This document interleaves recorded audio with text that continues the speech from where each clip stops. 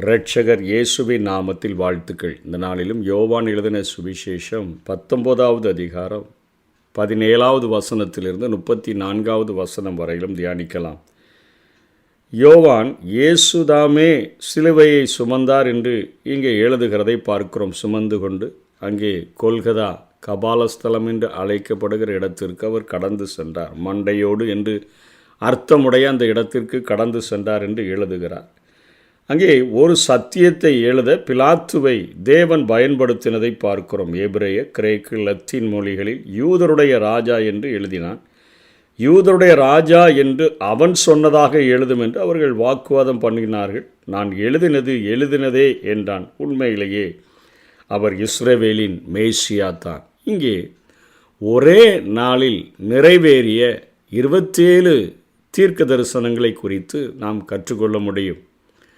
பழைய ஏற்பாட்டில் இயேசு கிறிஸ்துவை குறித்து சொல்லப்பட்ட 27 தீர்க்க தரிசனங்கள் அவர் பாடுபட்டு கொண்டிருக்கும் பொழுது, மனுக்குலத்திற்காக அவர் தன்னுடைய பாடுகளையும் பலியையும் அவர் செலுத்தி கொண்டு இருக்கும் பொழுது நிறைவேறிய 27 தீர்க்க தரிசனங்களை குறித்து இன்றைக்கு நாம் கற்றுக்கொள்ளப் போகிறோம். முதல்ல காட்டி கொடுக்கப்படுவார் என்று சொல்லி சங்கீதம் 41:9 நாம் பார்க்கிறோம்.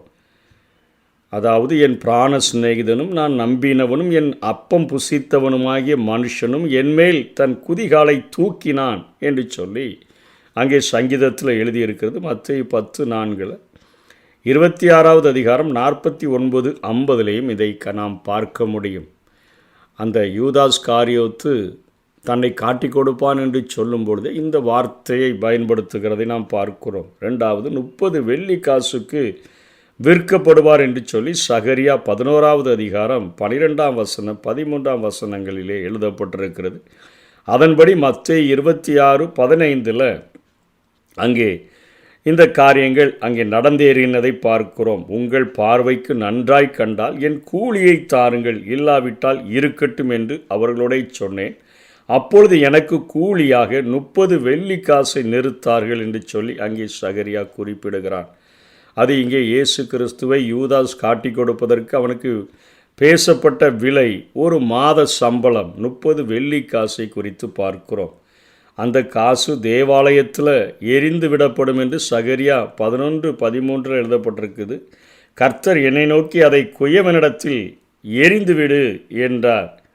இது நான் அவர்களால் மதிக்கப்பட்ட மேன்மையான மதிப்பு என்று சொல்லி அங்கே பார்க்கிறோம். அதே போல அங்கே யூதாஸ் காரியோத்து இயேசு கிறிஸ்துவை குற்றமில்லாத அவரை நான் காட்டி கொடுத்து விட்டேனே என்று சொல்லி காசை திரும்ப செலுத்த கொண்டு போகும்போது அவர்கள் உண்பாடு என்று சொன்னபடியினால் அதை அவன் தேவாலயத்தில் எரிந்துவிட்டு நாண்டு கொண்டு செத்தான் என்று பார்க்கிறோம். மத்தேயு 27:5 தேவாலயத்தில் எரிந்து விடப்படும் என்கிற தீர்க்க தரிசனம் நிறைவேறுகிறது. அந்த காசினால் குயவன் நிலத்தை வாங்குவர். அந்த சகரியா 11:13 பார்க்கிறோம். இதுவே நான் அவர்களால் மதிக்கப்பட்ட மேன்மையான மதிப்பு என்று சொன்ன பின்பு நான் அந்த 30 வெள்ளிக்காசை எடுத்து அவைகளை குயவனுக்கென்று கர்த்தருடைய ஆலயத்திலே எரிந்து விட்டேன். மத்தேயு 27:7 இது இரத்த சம்பந்தமான காசு, இதை நாம் ஆலயத்தில் பயன்படுத்தக்கூடாது என்று சொல்லி அடக்கம் பண்ணுகிறதற்காக குயவனிடத்தில் ஒரு கல்லறை தோட்டத்தை வாங்குகிறார்கள். அந்த காரியமும் இயேசு பாடுபட்டு கொண்டிருக்கிற அந்த நேரத்தில் நிறைவேறுகிறதை நாம் பார்க்கிறோம். அதனைத் தொடர்ந்து சீடர்களால் கைவிடப்படுவார். சகரியா 13:7 மெய்ப்பனை வெட்டுவேன், அப்பொழுது ஆடுகள் சிதறிப்போகும், அப்பொழுது எல்லாரும் அவரை விட்டு ஓடிப்போவார்கள் என்று மார்க்கு 14:50 பார்க்கிறோம். எல்லாரும் ஓடிப்போனார்கள் என்று எழுதுகிறார். பொய் குற்றம் சாட்டப்படுவார் என்று சங்கீதம் 35:11 பார்க்கிறோம். கொடுமையான சாட்சிகள் எழுப்பி நான் அறியாததை என்னிடத்தில் கேட்கிறார்கள். மத்தேயு 26:59-60 பிரதான ஆசாரியரும் மூப்பரும் அவருக்கு விரோதமாய் பொய் சாட்சி தேடினார்கள் என்று எழுதப்பட்டிருக்கிறது. குற்றம் சாட்டும் பொழுது மௌனமாக இருப்பார் என்று ஏசாயா 53:7 பார்க்கிறோம். மத்தேயு 27:12 பிரதான ஆசாரியரும் மூப்பரும் அவர் மேல் குற்றம் சாட்டுகையில் அவர் மாறுத்தரம் ஒன்றும் சொல்லவில்லை என்று பார்க்கிறோம். அதே போல காயப்படுத்தப்படுவார் என்று ஏசாயா 53:5 பார்க்கிறோம். நம்முடைய மீறுதல்களின் நிமித்தம் அவர் காயப்பட்டு, மத்திய 27:26 வாரினால் அடிப்பித்து அவரை காயப்படுத்துகிற காரியங்கள் நிறைவேறி கொண்டிருக்கிறது. அதே போல் அடிக்கப்படுவார், துப்பப்படுவார் என்கிற காரியம் ஏசாயா 50:6 அவமானத்துக்கும் உமிழ்நீருக்கும் என் முகத்தை மறைக்கவில்லை என்கிற காரியம் எழுதப்பட்டிருக்கிறது. மத்தேயு 26:67 அப்பொழுது அவருடைய முகத்தில் துப்பி அவரை குட்டினார்கள், சிலர் அவரை கன்னத்தில் அறைந்து என்று சொல்லி பார்க்கிறோம். அதே போல கன்னத்தில் அடிக்கப்படுவார் என்கிற காரியமானது மீகா 5:1 இஸ்ரவேலினுடைய நியாயாதிபதியை கோலினால் கன்னத்தில் அடிப்பார்கள் என்று எழுதப்பட்டிருக்கிறது. மார்க்கு 14:65 வேலைக்காரரும் அவரை கன்னத்தில் அறைந்தார்கள் என்று எழுதப்பட்டிருக்கிறதை பார்க்கிறோம். பரியாசம் பண்ணப்படுவார் என்று சொல்லி சங்கீதம் 22:7-8 பார்க்கிறோம். என்னை பார்க்கிறவர் எல்லாரும் என்னை பரியாசம் பண்ணி உதட்டை பிதுக்கி தலையை துலுக்கி என்று எழுதப்பட்டிருக்குது. மத்தேயு 27:31 பரியாசம் பண்ணின பின்பு என்று சொல்லி பார்க்கிறோம். அதனைத் தொடர்ந்து மிகவும் தள்ளாடுவார் என்று சங்கீதம் 109:24-25 பார்க்கிறோம். இங்கே லூக்கா 23:26 நாம் பார்க்கிறோம். தள்ளாடுகிற இயேசு கிறிஸ்து அங்கே அவர்களோடு கூட முந்தின நாளே பஸ்காவை ஆசரித்தார். அதற்கு பின்பாக அவர் கெத்சமனே தோட்டத்திற்கு சென்ற பின்பு இரவு முழுவதிலும் அன்னா, காய்பா, பிலாத்து, ஏரோது, திரும்பவும் பிலாத்து என்று சொல்லி அலக்களிக்கப்படுகிறதை நாம் பார்க்கிறோம். உபவாசத்தினால் என் முழங்கால்கள் தளர்ச்சியடைகிறது என்று சொல்லப்பட்டபடி அவருடைய கால்கள் தள்ளாடினபடினால்தான் சிரேனே ஊரானாகிய சீமோனை சிலுவையை சுமக்கும்படியாக பலவந்தம் பண்ணுகிறார்கள். அதே போல 10வது காரியமாக கரங்கள் துளைக்கப்படும் என்று சங்கீதம் 22:16 சகரியா 12:10 பார்க்கிறோம். என் கைகளையும் என் கால்களையும் உருவ குத்தினார்கள். லூக்கா 23:33 சிலுவையில் அறைந்தார்கள். கைகளிலும் கால்களிலும் ஆணிகளை கடாவி அவரை சிலுவையில் அறைந்த காரியம் மனுக்குலத்திற்காக அவர் பாடுபட்டு கொண்டிருக்கும் பொழுது அது நிறைவேறி கொண்டிருக்கிறது. அக்கிரமக்காரருடன் தீர்ப்பிடப்படுவார் என்று ஏசாயா 53:12 பார்க்கிறோம்.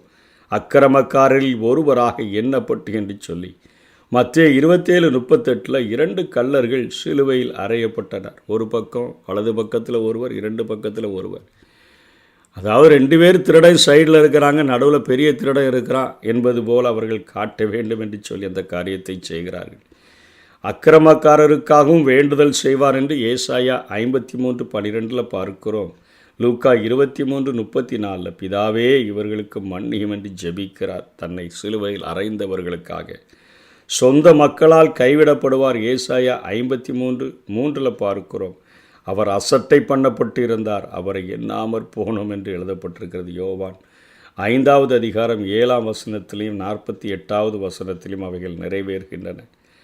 காரணமின்றி பகைக்கப்படுவார் என்று சங்கீதம் 69:4 பார்க்கிறோம். நிமித்தமில்லாமல் என்னை பகைக்கிறவர்கள் என் தலைமயிரிலும் அதிகமாக இருக்கிறார்கள் என்று எழுதப்பட்டிருக்கிறது. யோவான் 15:25 முகாந்திரமில்லாமல் என்னை பகைத்தார்கள் என்று எழுதப்பட்டிருக்கிறது. அவைகள் நிறைவேறுகிறது. நண்பர் தூரமாவர் சங்கீதம் 38:11 என் சிநேகிதரும் என் தோழரும் என் வாதையை கண்டு விலகுகிறார்கள், என் இனத்தாரும் தூரத்திலே நிற்கிறார்கள் என்று சொல்லி லூக்கா 23:49 கலிலேயாவிலிருந்து, அதாவது அவருக்கு அறிமுகமானவர்கள் எல்லாரும் கலிலேயாவிலிருந்து அவருக்கு பின் சென்று வந்த ஸ்திரீகளும் தூரத்திலே நின்று இவைகளை பார்த்து கொண்டிருந்தார்கள். அவர்களும் தூரத்திலே தான் அங்கே இயேசு கிறிஸ்து மரித்து அவர் அங்கே ஜீவனை விட்டு கொண்டிருக்கும் பொழுது அவர்கள் அங்கே தூரத்தில் நிற்கிறதை பார்க்கிறோம். 16வதாக மக்கள் தலைகளை துளுக்குவார் சங்கீதம் 109:25 அவர்கள் என்னை பார்த்து தங்கள் தலையை துளுக்குகிறார்கள். மத்தேயு 27:39 அந்த வழியாய் நடந்து போகிறவர்கள் தங்கள் தலையை துளுக்கி என்று பார்க்கிறோம். 17வதாக அவர்கள் நோக்கி பார்த்து கொண்டிருப்பர், அவர்கள் என்னை நோக்கி பார்த்து கொண்டிருக்கிறார்கள் என்று சொல்லி சங்கீதம் 22:17 பின்பகுதியானது சொல்லுகிறது. லூக்கா 23:35 ஜனங்கள் நின்று பார்த்து கொண்டிருந்தார்கள். ஜஸ்ட் வாட்ச்ட், அப்படிதான் பார்த்து கொண்டு இருக்கிற காரியங்கள் நிறைவேறுகிறது. உடைக்காக சீட்டிடுவர் என்று சொல்லி சங்கீதம் 22:18 பார்க்கிறோம். யோவான் 19:23-24 என் உடையின் பேரில் சீட்டு போட்டார்கள் என்கிற காரியம் நிறைவேறினதாக அங்கே எழுதப்பட்டிருக்கிறது. 19ஆவதாக தாகமாய் இருப்பார். சங்கீதம் 69:21 என் தாகத்துக்கு காடியை குடிக்க கொடுத்தார்கள் என்று எழுதப்பட்டிருக்கிறது. அதே காரியம் யோவான் 19:28 வேத வாக்கியங்கள் நிறைவேறத்தக்கதாக தாகமாயிருக்கிறேன் என்றார்.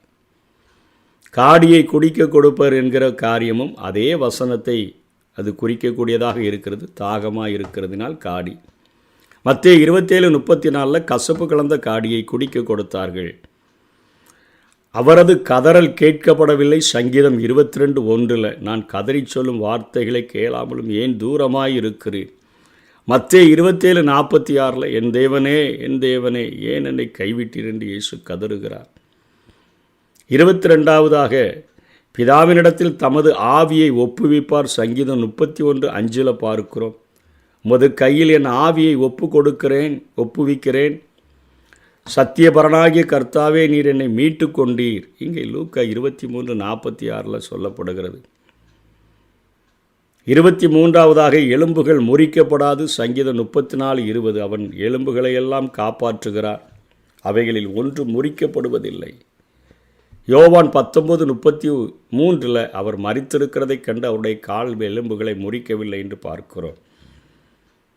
இதயம் உடைந்தவரானார். சங்கீதம் 22:14 என் இருதயம் மெழுகு போலாகி என் குடல்களின் நடுவே உருகிற்று என்று பார்க்கிறோம். யோவான் 19:34 இரத்தமும் தண்ணீரும் புறப்பட்டு வந்தது. விழாவில் ஈட்டியை வச்சு குத்தும்போது அங்கே இந்த காரியங்கள் நடக்கிறதை பார்க்கிறோம். சகரியா 12:10 குத்தப்படுவார். 25ஆவது காரியம் தாங்கள் குத்தின என்னை நோக்கி பார்த்து.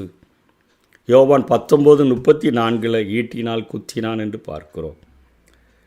26ஆவதாக அந்தகாரம் தோன்றும். ஆமோஸ் 8:9 பார்க்கிறோம். அந்நாளிலே நான் மத்தியானத்திலே சூரியனை அஸ்தமிக்க பண்ணி பட்ட பகலிலே தேசத்தை அந்தகாரப்படுத்தி. மத்தேயு 27:45 பூமி எங்கும் அந்தகாரம் உண்டானதை நாம் பார்க்கிறோம். ஐசுவரியவானாக அடக்கம் பண்ணப்படுவார். ஏசாயா 53:9 துன்மார்க்கரோடே அவருடைய பிரேத குழியை நியமித்தார்கள், ஆனாலும் அவர் மரித்தபோது ஐசுவரியவான்களோடு இருந்தார். அவரை விட்டு எல்லாரும் ஓடி போயிட்டாங்க. நம்ம ஊரில் ஒரு அனாதை பூனம் போல் காணப்பட்டால் அதை எப்படி கார்ப்பரேஷன் செய்யும்னு நமக்கு தெரியும். அதே போல் கல்லனாக இவரை அடக்கம் பண்ணணும்னு சொல்லி துன்மார்க்கரோடு அவருக்கு பிரேத குழியை நியமிக்கிறார்கள்.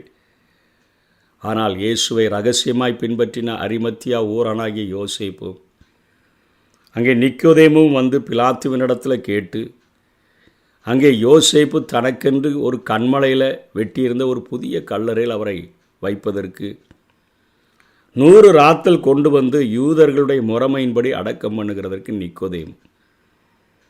ஐஸ்வர்யவானாயிருந்த யோசேப்பு தன்னுடைய புதிய கல்லறையில் அதை வைத்து என்று மத்தேயு 27:57 60 வரையிலும் பார்க்கிறோம். அவர் பாடுபட்ட போது நிறைவேறின அத்தனை தீர்க்க தரிசனங்களும் எனக்காக, உலகம் முழுவதின் பாவத்தையும் சுமந்து தீர்ப்பதற்காக, அவருடைய பாடுகளின் வழியாக, அவருடைய பலிமரணத்தின் வழியாக என் வாழ்க்கைகளை நிறைவேற்றி இருக்கிறார். 27 தீர்க்க தரிசனங்களும் அவைகள் சொல்லப்பட்டவைகள் ஆண்டவருக்கு நேரிட்ட காரியங்களெல்லாம் தற்செயலாக நடக்கலை. சொல்லப்பட்ட அத்தனை வார்த்தைகளும் அவர் மரித்து கொண்டிருக்கும் பொழுது நிறைவேறியது. அவைகளை உற்று நோக்கி வானமும் பூமியும் ஒளிந்து போனாலும் உம்முடைய வேதத்தில் எழுதப்பட்ட வார்த்தை ஆகிலும் அதில் சொல்லப்பட்ட வார்த்தையின் ஒரு உறுப்பாகிலும் நிறைவேறாமல் அது ஒளிந்து போகாது என்பதை நாங்கள் உள்ளத்தில் விசுவாசித்து இன்றைக்கே எங்களுடைய பாவங்களுக்காக மரித்த இயேசு கிறிஸ்துவினிடத்தில் முழுமையாய் மனம் திரும்புகிறதற்கு எங்களுக்கு உதவி செய்வோம் என்று கேட்போம். கர்த்தர் தாமே நம்மை ஆசீர்வதிப்பாராக. ஆமென்.